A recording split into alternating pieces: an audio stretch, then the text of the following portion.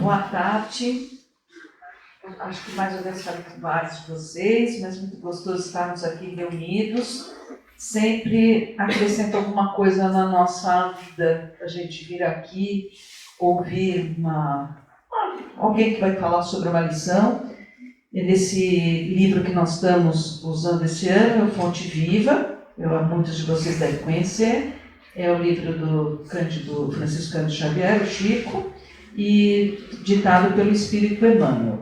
A lição escolhida de hoje é a 107, que é a renovemo-nos dia a dia. Quer dizer, a renovação nossa, que é diária.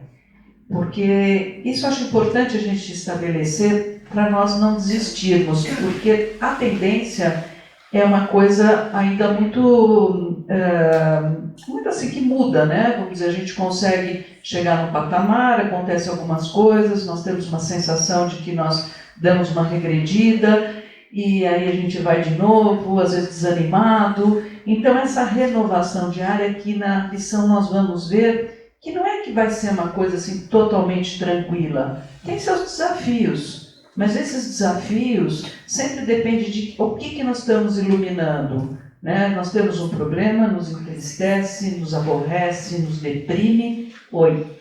E nós, o que nós vamos tentar fazer? O que nós vamos iluminar? Nós vamos iluminar sempre o problema ou ir atrás das soluções possíveis? Nem tudo tem solução, mas tem uma acomodação interna, algo que não vai fazer com que a gente perca a esperança e a fé. Essas lições, eu não sei se tem alguém que está vindo aqui pela primeira vez, mas essas lições são sempre baseadas num trecho tirado do Evangelho. O de hoje é uma carta para os romanos, uma carta de Paulo. E a citação, ela está na parte do capítulo 12, versículo 2. E diz assim, é um trecho: transformai-vos pela renovação de vossa mente, para que proveis qual é a boa, agradável e perfeita vontade de Deus. Paulo. Nesse momento, vamos entender o que está acontecendo. Paulo já viajou muito, levando a ideia pelos evangelhos, levando a palavra de Jesus, formando as pequenas comunidades cristãs. Ele já tinha tido uma autorização para uma inspiração que ele pudesse escrever cartas para poder manter essa chama do cristianismo. Porque tudo que é novo é muito difícil de começar, é muito difícil das pessoas poderem aderir e correr todos os riscos que envolviam na época. Porque nós temos que pensar, era uma invasão romana, uma dominância totalmente romana, da região que hoje em dia seria a Grécia, a Turquia, entre outras. Então tinha já a cultura do lugar, mais a cultura de Roma, mais os judeus que já tinham uma comunidade muito forte e que não pensavam igual aos cristãos. Então tinha muita perseguição a esse momento aonde chega um Messias, o Filho de Deus, e que coloca-se como uma palavra que não é que não tem nada a ver com as leis de Moisés que está no Velho Testamento. Pelo contrário, baseia-se no Velho Testamento, mas traz uma inovação muito importante, que é tudo pelo amor. Tudo se chega e se conquista pelo amor. E é onde não tem diferença de ninguém. Todos os credos eram bem-vindos, todas as raças, todas as pessoas. Não tem ninguém tão acima e é melhor que o outro. Ninguém é melhor que o outro. Todos nós somos filhos de Deus, então aqui todo o conceito já lá, tantos 2000 anos atrás, já estamos em 2023, do conceito da fraternidade universal. Então, pulando um pouco para o Espiritismo, nós vemos que aqui no Espiritismo nós temos exatamente essa ideia que Kardec nos traz através dos Espíritos, que ele faz o livro dos Espíritos, Evangelhos, todos esses autores que a gente conhece, ou psicografados, ou pessoas que são estudiosas, que nós temos a fraternidade universal. O que é mais importante? O amor e os seus braços do amor, que é a caridade, a humildade, a compaixão, a benevolência, todas essas características. Então aqui, nesse momento dessa carta, Paulo está indo para Roma. E ele escreve essa carta já para a pequena comunidade cristã que havia em Roma. Que nós estamos tendo mais um problema em Roma. O imperador é Nero. E Nero, para quem frequentou a escola, prestando um pouco de atenção na aula de história, sabe que Nero foi aquele que acaba mandando incendiar Roma e põe a culpa nos cristãos. Nós ainda não estamos nesse momento, nós ainda estamos com Nero um pouquinho mais estabilizado, né? Então, não, um pouquinho mais, porque ele estava medicado, boa homeopatia. Mas ele mandou a mãe dele se matar e mandou o Sêneca, que era o professor dele, o preceptor dele, também se matar. Então, quer dizer, era um rapaz com certos problemas, né? Mas, então, né, nós estamos assim sabendo que há uma perseguição lá. E Paulo resolve ir para Roma, e aonde ele escreve essa carta com dois intuitos principais, que é a proposta da fé como principal mote da gente deles lá, para nós todos, a fé em Jesus, a fé em Deus, e tudo pela fé. Então, o reforço pela fé. E a outra, uma proposta nessa carta de uma renovação. Então, nós estamos nesse momento. Escreve-se a carta, vai a carta, e agora Emmanuel, né? Nós voltamos para a lição de Emmanuel, aonde ele começa a lição nos dizendo assim: não adianta a transformação aparente da nossa personalidade na feição exterior. Isso parece muito óbvio, mas é muito mais fácil nós mudarmos o nosso exterior, nós parecermos ser, do que de fato sermos. Então é muito mais fácil nós parecermos ser generosos, sermos amorosos, sermos amigáveis, do que lá no fundo a nossa essência de fato é. É até o conceito da benevolência que eu gosto de trazer, já falei algumas vezes, mas eu acho que eu falo muito para eu me ouvir disso também, né? Dessa frase, desse conceito, de que a benevolência é aquela caridade, aquela compaixão espontânea. Ela é tão espontânea que nós não temos que nos colocar no lugar do outro. Nós já estamos no lugar, estamos com o outro, né? O tempo inteiro. A gente tem uma empatia natural. A gente não precisa do movimento, bom, mas também, porque isso, porque aquilo, bom, então tudo bem, vou perdoar, tudo bem, vou aceitar, tudo bem, fica bem. Não, nós já temos essa predisposição natural. Tem pessoas, né, que têm mais facilidade. O Aristóteles, o filósofo, ele falava que tem pessoas que nascem com uma predisposição para a felicidade, para a amorosidade, e tem outras que não, mas que também não é um problema, porque isso é uma construção. É exatamente algo que nós sempre falamos aqui, que é a nossa transformação interior. Então, nesse primeiro parágrafo que eu li, é isso, nós precisamos realmente, se a parte externa é muito agradável, está modificada, mas que seu interior seja um reflexo do nosso interior, e não uma aparência, de fato é. E assim Emmanuel continua a lição, falando, ele fala daí, renovemos-nos por dentro, né? E aceitar problemas do mundo e superar como? É toda uma metáfora, pela força do nosso trabalho. Esse trabalho, claro que nós estamos encarnados, tem o trabalho material, mas essa renovação que nós estamos falando aqui, é o nosso trabalho, esse da construção que eu estava me referindo a Aristóteles, que a gente tem que realmente buscar. E busca como? Busca estando aqui hoje, por exemplo, né? Estamos nos ouvindo, eu também estou me ouvindo aqui, estou refletindo cada palavra que eu falo. Então, o estudo, que tanto aqui na Casa Espírita nós estimulamos, na leitura, como foi dito, tem um filme que vai passar aqui, é uma oportunidade, porque tem um debate antes, um debate depois, nós vamos estar juntos. Eu até pedi para a turma do terceiro ano não perder, porque nós estamos estudando justamente Paulo, né, na parte do Evangelho. Então é assim que a gente faz essa construção. E a construção ainda fica um pouco mais incômoda, porque para ela ser exitosa, eu tenho que ir para outro filósofo grego, que é o Sócrates, né? Que eu tenho que me conhecer, nós temos que nos conhecer. A famosa frase, conheça-te a ti mesmo.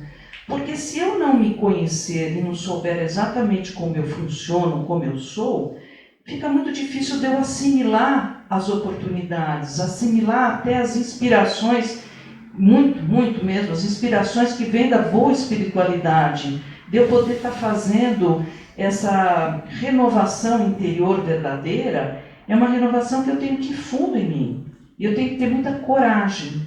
E lembrando que a palavra coragem é agir com o coração.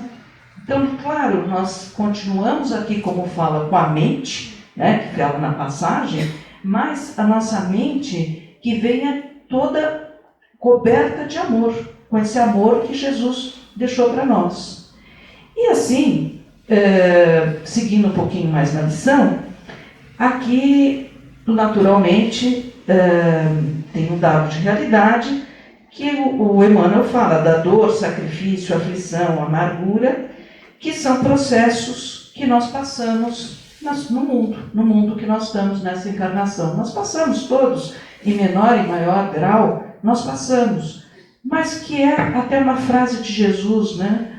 Quando ele vai ressuscitar Lázaro, que já estava tido como falecido, já desencarnado para nós, há uns 3, 4 dias, ele chega para Lázaro e fala, levanta-te e anda. Metaforicamente é isso, né? Por mais doído que nós estejamos, se nós voltarmos lá no começo da carta, que é a fé, por mais duro que seja, tem coisas que a gente não vai resolver, mas a gente vai continuar, que nós temos muitas outras pessoas que nos amam, que nos querem. Nós sempre somos importantes para muitas pessoas, e muito importante nós sabermos a função de que nós estamos aqui na Terra. Claro que tem muita coisa divertida, eu acho que a Terra foi bem feita, né? Porque a natureza é maravilhosa, depois com a evolução, o progresso, tem muita coisa boa para se fazer, e a gente não esquecer de que isso tudo faz parte de um todo, mas é a menor parte do todo, porque nós somos espírito, e nós viemos aqui para a evolução espiritual, é a nossa grande oportunidade, e cada um é único na sua encarnação, cada um tem que trabalhar pela sua oportunidade de reencarnação. E depois lá nós vamos prestar algumas contas, né? Então é bom que a gente consiga fazer o melhor possível, dar o nosso melhor possível. E aqui eu ainda tenho 5 minutos e eu vou trazer um pensamento aqui que é muito interessante. Eu não sei se vocês conhecem esse espírito, Hamed. O Hamed é um espírito que, para mim, ele entra na linha da Joana de Ângeles, você não acha, Flores? Né? Da Joana de Ângeles, como é que é a moça que a gente gosta? Da Revolução. Como é que é o nome? Agora, bom, faltou. Daqui a pouco eu lembro o nome dela. A Irmãs do Fogo. Alguém falou? Acho que eu peguei um... A Ana falou. Irmãs do Fogo. Da Irmãs do Fogo. O Hamed também é um psicólogo. E ele fala, ele tem um livro aqui muito bacana, se vocês se interessarem, eu acho que a gente não tem, precisamos comprar. É o Renovando Atitudes. O capítulo 28, mas tem até em PDF também. Crenças e Karma. E é tão interessante, porque ele aqui tem uma coisa assim, olha, transformar ações amando é alterar teu karma para melhor, atraindo pessoas e situações harmoniosas para junto de ti. E ele traz uma ideia de que nós temos então nossas crenças, né? Isso é assim porque é assim, é uma pena, agora é assim, essa situação não tem jeito, eu não sei o quê.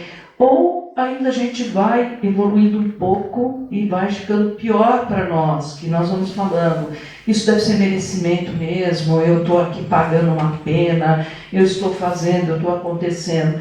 E ele faz uma comparação, ele traz a definição de karma em sânscrito, e que ele diz que a definição em sânscrito, karma, é ação, não é destino, é ação.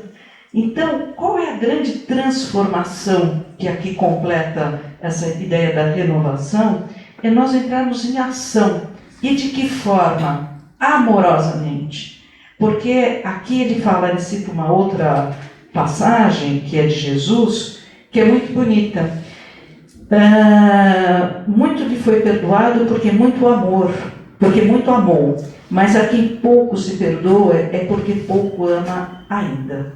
Então, aqui nessa passagem, Hamed vai trazendo para nós que não é pela autopunição, pelo desmerecimento, por não se permitir ser feliz, que de fato nós vamos ser perdoados, aceitos, ou fazer esse passo evolutivo do nosso espírito. Não, é pela ação, é pela nossa ação, e a ação da renovação amorosa.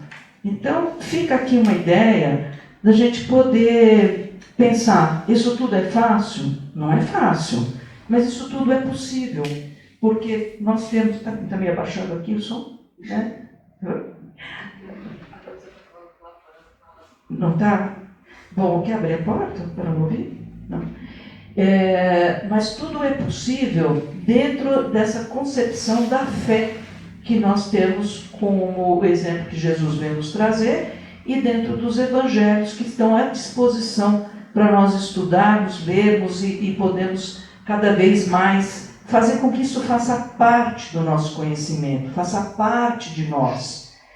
Então, essa lição, eu acredito que ela traz algo que eu considero até feliz da gente estar lendo hoje, porque ela traz outra característica que eu acho muito bonita no cristianismo, que é a esperança.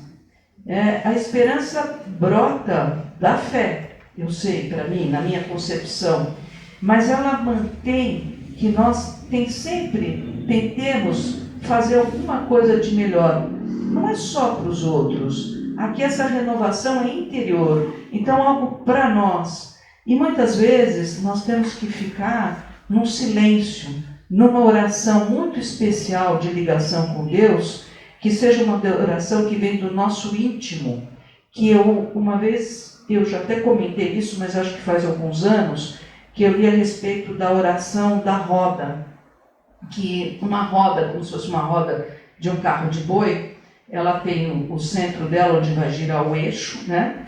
E ela tem os raios. Então, nesse texto que eu li, cada raio é um tipo de oração.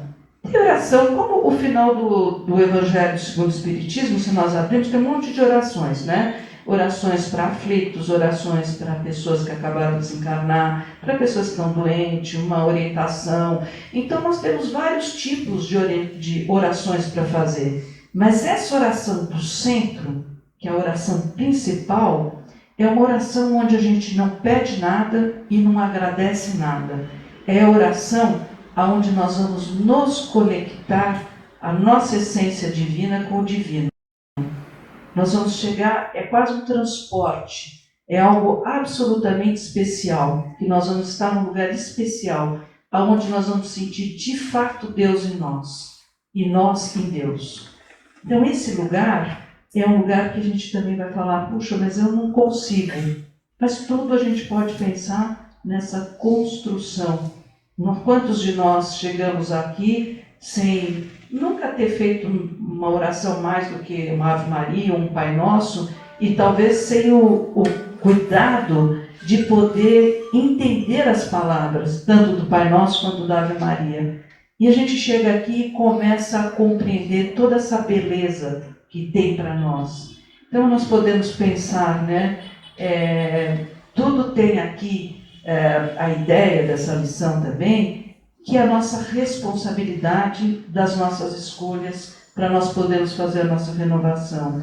Sempre vem para o livre-arbítrio. Então nós podemos pensar sempre isso, né? O que eu ilumino, o que eu busco, o que eu vou pôr a minha energia, o que eu vou fazer de uma forma incansável para cumprir com a honra da permissão de eu estar reencarnado nesse momento e a minha obrigação, sim, de estar ajudando a todos também, porque nós não viemos aqui sozinhos e nós temos uma missão coletiva de uma melhora para nós todos podermos evoluir. E depois eu gosto até de pensar que é bastante inteligente, porque tudo indica que a gente vai ter que reencarnar. Então, quanto melhor a gente deixar aqui, mais bem reencarnado a gente volta, né? Então, fica aqui essas ideias e depois das orações a gente pode conversar. Obrigada.